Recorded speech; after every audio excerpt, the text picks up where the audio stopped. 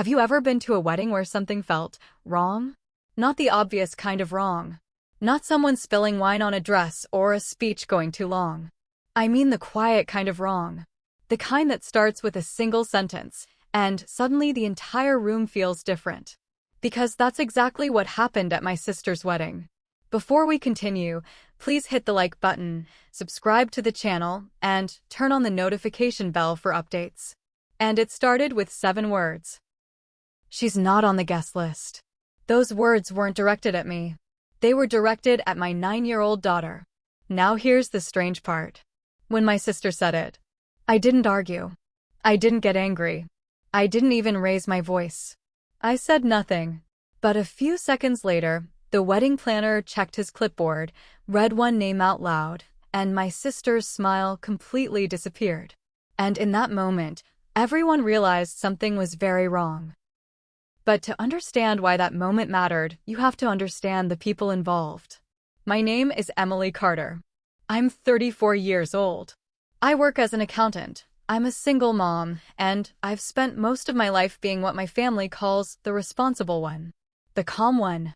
The one who fixes problems instead of creating them.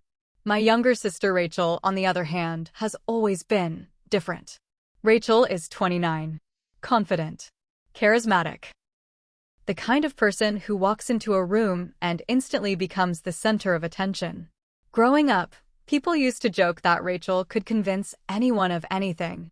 Teachers loved her. Friends admired her. And if Rachel wanted something badly enough, she usually got it. So when she got engaged to Daniel Brooks last year, nobody was surprised that the wedding planning became almost legendary in our family. Rachel planned everything. Every flower. Every chair. Every candle. 18 months of planning for what she kept calling the perfect day. The wedding venue was a beautiful vineyard just outside the city. Rolling green hills. White wooden chairs lined up in perfect rows. A string quartet playing soft music while guests arrived. It looked like something out of a magazine. And standing next to me that afternoon, holding my hand, was my daughter Lily. Lily Carter. 9 years old. She's quiet. Thoughtful. The kind of kid who notices things adults miss. She loves drawing, especially dresses and flowers, so you can imagine how excited she was about this wedding. For weeks she talked about it. She helped me pick out her dress, a soft lavender one that matched the wedding colors Rachel had chosen. And the reason she was so excited wasn't just because it was a wedding. It was because of something Rachel had promised her months earlier. A promise Lily had taken very seriously. But as we walked into the vineyard that afternoon, I noticed something strange almost immediately. Rachel was greeting guests near the entrance, smiling the big confident smile she always had when people were watching. Then she saw us. For just a second, her smile tightened. It was quick. So quick that most people wouldn't notice it. But I did. Rachel walked over and hugged me. Quick. Polite. Then she looked down at Lily. "Hi, sweetie," she said. Her voice sounded warm. But something about it felt rehearsed. Lily smiled back and showed her the lavender dress. "I wore the color you picked." Rachel nodded. "Very pretty." Then she turned away to greet another group of guests. It was a small moment. Easy to ignore. So I did. Lily and I found our seats near the front rows where family members were gathering. The ceremony was supposed to start in about 20 minutes. Guests chatted, servers carried trays of drinks, and the music drifted softly through the vineyard air. Everything looked perfect. But about 10 minutes later, a man in a dark suit approached us. He looked professional. Focused. Slightly concerned. "Excuse me," he said. "This is Emily Carter?" I nodded. He extended a hand. "Marcus Bell. I'm the wedding planner." Marcus was probably in his early 40s. Calm voice. The kind of person who manages chaos for a living. But right now, he looked uncomfortable. "There seems to be a small issue with the guest list," he said quietly. Before I could ask what he meant, Rachel appeared beside him. Almost like she had been waiting. She pointed directly at Lily. And in a voice just loud enough for nearby guests to hear, she said, "She's not on the guest list." For a moment, nobody spoke. The music continued. Guests nearby slowly turned their heads. Lily's small hand tightened around mine. The wedding planner looked confused. He glanced at me, then down at his clipboard. And that's when everyone noticed something strange. Because while Rachel looked completely confident, Marcus didn't. He flipped through the pages once, then twice. Then he stopped. His eyes landed on a single name. He read it quietly. And when he looked back up at Rachel, her confident smile was gone. And what the planner said next would make the entire situation far more complicated than anyone expected. Have you ever watched someone try to rewrite reality while everyone around them can see the truth? Because that's exactly what was happening in that moment. The music was still playing. Guests were still chatting. Wine glasses clinked somewhere behind us. But right where we were standing, the air felt completely different. My sister Rachel had just pointed at my daughter and said she wasn't on the guest list. And now the wedding planner, Marcus Bell, was staring down at his clipboard like it had just betrayed him. He flipped one page, then another. Rachel crossed her arms. "You're looking at the wrong list," she said, her voice calm but sharp. Marcus didn't answer right away. He kept scanning the page. Next to me, Lily's fingers tightened around my hand. I could feel how small her grip was. "Mom," she whispered. I leaned down slightly. "Yeah, sweetheart. Did I do something wrong?" Those words hit harder than anything Rachel had said. Because Lily wasn't thinking about guest lists. She was thinking about whether she had somehow ruined the wedding. "No," I told her quietly. "You didn't do anything wrong." And I meant it. But now I wanted to understand something. Why would Rachel do this in front of everyone? Marcus finally looked up. "There might be some confusion," he said carefully. Rachel shook her head. "There isn't." Then she gestured toward Lily again. "The wedding is adults only." Now that caught the attention of several nearby guests. Because that wasn't true. And I knew it wasn't true. I had been at the rehearsal dinner the night before. There were 2 other children there. One of Daniel's cousins had brought their 6-year-old son. So why was Rachel suddenly saying the wedding was adults only? I asked the question calmly. "Rachel, what are you talking about?" She sighed like I was being difficult. "Emily, please don't make a scene. The seating chart is finalized." The way she said it made it sound like this was a logistical problem. Like Lily was just an extra chair. But Marcus was still holding that clipboard. And his expression was slowly changing. "Actually," he said, "the guest list I have includes children." Rachel's head snapped toward him. "That's not correct." Marcus looked back down at the pages. According to the final confirmation list, there are 4 guests under 12. A murmur moved through the nearby crowd. Rachel laughed quickly. Too quickly. "Well, then someone made a mistake." Marcus frowned slightly. This list was submitted by the bride. The silence around us got heavier. Rachel shifted her weight. "You must be looking at an earlier version." Marcus flipped another page. "No," he said slowly. "This is the confirmed list from 3 days ago." That detail mattered. Because most venues have strict rules. Once the final guest list is submitted, changes aren't allowed. Catering numbers, seating arrangements, security. Everything depends on that list. And Rachel knew that. I could see something new forming in her expression. Not confusion. Not embarrassment. Something closer to irritation. Like this conversation wasn't going the way she expected. She turned toward me again. "Emily, this isn't complicated. Lily just isn't on the list." Still, I didn't raise my voice. I didn't argue. And strangely, that seemed to bother Rachel more than anything. She had always expected reactions from people. Emotional ones. But when someone stays calm, it changes the entire dynamic. Marcus cleared his throat. "Just to clarify," he said, "the final guest list was submitted 72 hours ago. After that point, changes can't be made." Rachel looked at him sharply. "I told the coordinator to remove children weeks ago." Marcus paused. Then he said something simple. "I am the coordinator." A few guests behind us actually stopped talking. Now people were listening. Rachel's confidence flickered for a split second. Then Daniel walked over.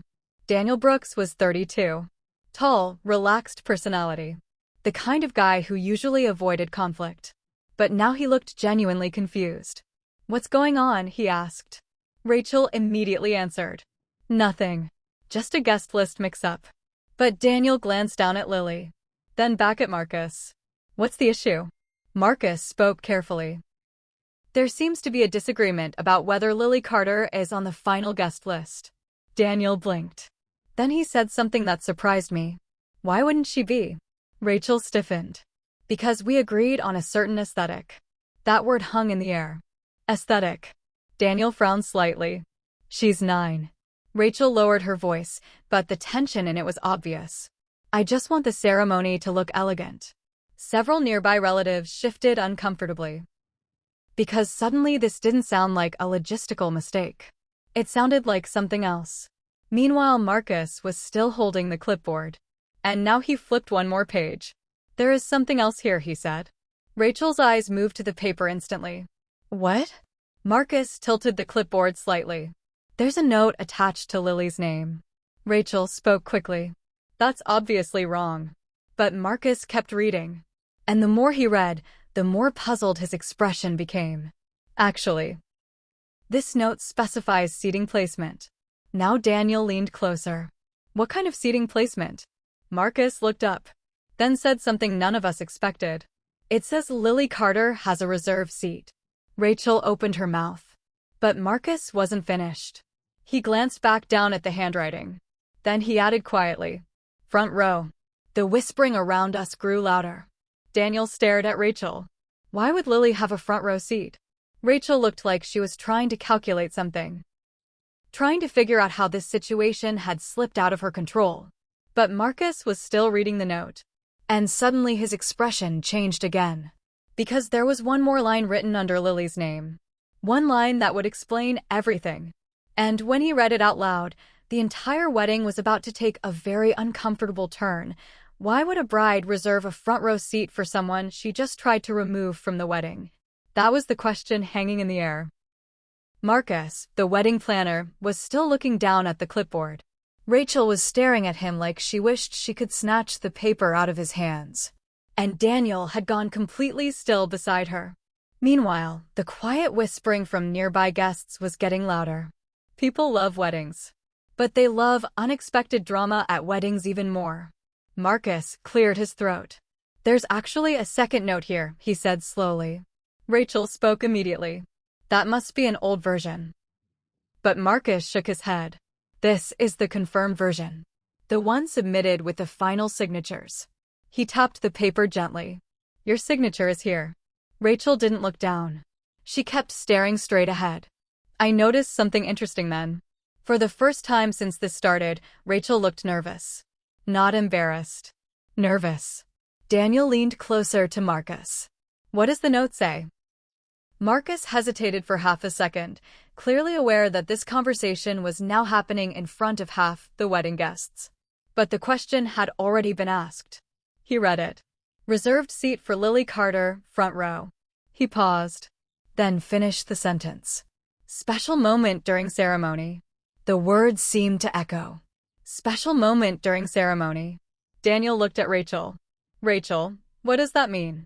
Rachel laughed again. But this time it sounded forced. "Oh my God, it's probably referring to the flower girls." Marcus glanced back down. "There are already 2 flower girls listed." Rachel's smile stiffened. "Well, then someone added that note by mistake." Marcus slowly turned the clipboard toward her. "It's handwritten." He pointed at the line. "And it matches the handwriting on the rest of the seating instructions." Rachel didn't respond. Because she didn't need to. Everyone standing there already understood something. That handwriting was hers. Daniel's confusion was turning into something else now. Concern. He lowered his voice. "Rachel, why would Lily have a special role?" Rachel opened her mouth, closed it, then said the first thing she could think of. "It was just something I said months ago. It didn't mean anything." But right then, something happened that Rachel clearly hadn't anticipated. Lily spoke. Her voice was soft, almost hesitant. But in the sudden silence around us, everyone heard it. Aunt Rachel said I'd help her walk down the aisle. You could almost feel the air shift. Daniel turned slowly toward Lily. "You did?" Lily nodded. She said I was important. That sentence landed harder than anyone expected. Because suddenly people weren't looking at guest lists anymore. They were looking at Rachel. Rachel's posture changed instantly. That's not what I meant, she said quickly. Lily looked confused. But you told me. Now several relatives nearby were whispering openly. My Aunt Denise was standing just a few steps away, and I could see the exact moment she remembered something. Her eyebrows lifted slightly. Because this wasn't the first time Rachel had talked about Lily's role in the wedding. Months earlier, during a family dinner, Rachel had made a big emotional announcement. At the time, it had sounded heartfelt. Now, it sounded very different. Daniel folded his arms. Rachel, he said quietly, did you ask Lily to walk with you? Rachel hesitated again. And that hesitation answered the question before she even spoke. Yes, she said finally. But it wasn't supposed to be a big deal. Lily looked down at her shoes. But you promised. Those two words cut straight through the tension. Promised. You could see the shift happening in people's expressions. Because everyone there understood something important about kids. When you promise them something, they believe you. Completely. They don't assume you might change your mind later for aesthetic reasons. They don't assume you're just being polite. A promise is a promise. Daniel ran a hand across his face. So let me get this straight, he said slowly. You asked her to be part of the ceremony. Rachel said nothing. And now you're telling the wedding planner she shouldn't even be here. Rachel's voice sharpened. You're blowing this out of proportion. But Daniel didn't look convinced. Meanwhile, Marcus, the planner, flipped one more page in the folder. And what he saw made him pause again. There's actually a timestamp here, he said. Rachel's head turned immediately. What timestamp? Marcus adjusted the paper. The note about Lily's ceremony role was added during the final planning meeting. Daniel frowned. When was that? Marcus checked. 2 weeks ago. That detail hit everyone at once. 2 weeks. Not months ago. Not something said casually and forgotten. This had been written into the official ceremony plan recently, which meant Rachel had intended Lily to be part of the ceremony, very recently. Daniel turned slowly toward Rachel again. So what changed? Rachel didn't answer. But I already had a suspicion. Because over the last few months, something else had changed too. Daniel's family. They were wealthy. Very polished. Very focused on appearances. And suddenly, pieces of the puzzle were starting to fit together. But before anyone could push the conversation further, Lily said something else. Something small. Something innocent. And the moment she said it, Rachel's entire expression collapsed. Because Lily repeated the exact sentence Rachel had told her the day she made that promise. A sentence that would reveal the real reason Rachel suddenly wanted her gone. What could a 9-year-old possibly say that would unravel an entire wedding? That was the tension hanging in the air. Rachel was standing perfectly still. Daniel was watching her closely. The wedding planner still held the clipboard, frozen in the middle of the aisle. And Lily looked up with the simple honesty only a child can have. Then she said it. You said I was the most important girl in the wedding. For a second, nobody reacted. Not because the sentence was confusing, but because everyone immediately understood what it meant. Rachel had promised her something big. Not casually. Not vaguely. Specifically. And now she was pretending it had never happened. Daniel turned his head slowly toward Rachel. You said that. Rachel's shoulders stiffened. I was just trying to make her feel included. But Lily shook her head. No, you said it when we were drawing dresses. Several family members exchanged looks. Because that detail brought back a memory. The night Lily was talking about happened during a family dinner about 6 months earlier. Rachel had come over with a giant binder full of wedding ideas. Color palettes. Fabric samples. Photos from wedding magazines. Lily had sat beside her the entire time, fascinated. At one point Rachel even asked her opinion on the bridesmaids' dresses. Everyone thought it was sweet. But then Rachel had said something emotional. Something that made everyone at the table go quiet. She had looked at Lily and said, when I walk down the aisle, I want you beside me. Because you're the most important girl in the wedding. At the time, people smiled. Some even teared up. Our mom, Margaret Carter, had told Rachel how thoughtful that was. Back then, Rachel had been going through a rough period. She had talked a lot about wanting kids someday, but worrying about whether it would happen. And during that time, Lily had become very close to her. Rachel used to call her my practice daughter. She would take Lily shopping, take her for ice cream. Sometimes she even borrowed her for the afternoon just to spend time together. Everyone believed it was genuine, which is why this moment now felt so uncomfortable. Because suddenly Rachel was acting like that promise had never mattered. Daniel was still watching her. "So what changed?" he asked again. Rachel exhaled sharply. "You're all acting like I committed a crime." No one laughed. Instead, Daniel glanced around at the nearby guests who were clearly pretending not to listen while absolutely listening to everything. "Then explain it," he said calmly. Rachel hesitated. And in that hesitation, the truth was already visible. Because sometimes the hardest thing to do is admit the real reason behind a decision. Especially when that reason sounds shallow. Finally, Rachel spoke. "Daniel's family expects a certain type of ceremony." There it was. Not logistics. Not guest list confusion. Expectations. Daniel frowned. "What does that mean?" Rachel gestured vaguely toward the vineyard, the decorations, the guests dressed in elegant suits and dresses. "This wedding is formal. Sophisticated." She paused before finishing the sentence. "And children change the atmosphere." That statement settled heavily over the group. But Rachel wasn't finished. "And Lily walking beside me would draw attention." Daniel stared at her. "Of course it would." Rachel's voice tightened. "I want the ceremony to look perfect." Several relatives looked away. Because now the meaning was obvious. This wasn't about space. Or numbers. Or guest lists. Rachel believed a child beside her in the ceremony would ruin the image she had spent 18 months designing. Daniel rubbed the back of his neck slowly. "So instead of talking to Emily, you just removed Lily?" Rachel crossed her arms again. "I assumed it wouldn't be a big deal." But that was the contradiction. Because Rachel clearly hadn't assumed that. If she had, she wouldn't have waited until the ceremony was minutes away to say anything. She had expected Lily simply not to show up. She had expected the promise to fade quietly. Instead, Lily had arrived wearing the lavender dress Rachel had once helped her pick. And now the entire situation was unfolding in front of half the wedding guests. Marcus, the planner, cleared his throat gently. "I should mention," he said, "the ceremony schedule still includes Lily's moment." Rachel turned sharply.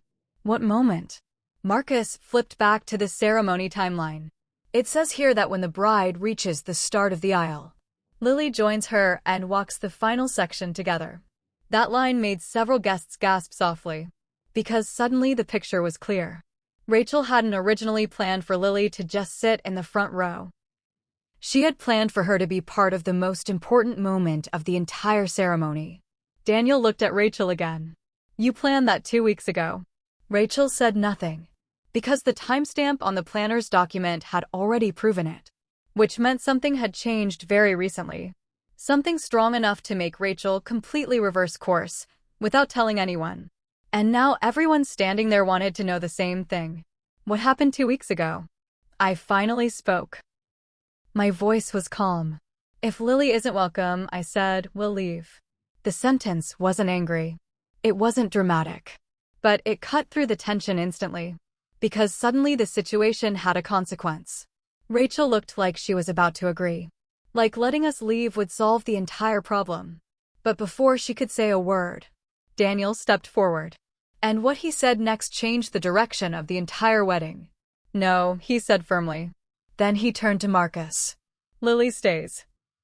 Rachel stared at him. "Daniel." But Daniel held up a hand.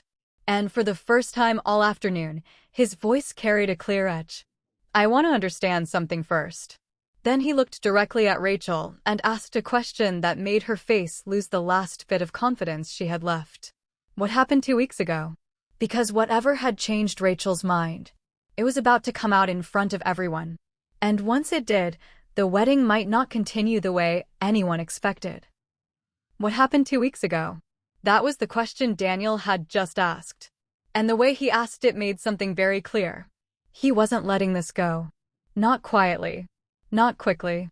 Not in front of a crowd that had just watched his fiancée try to remove a child from the ceremony. Rachel looked around like she was searching for an exit that didn't exist.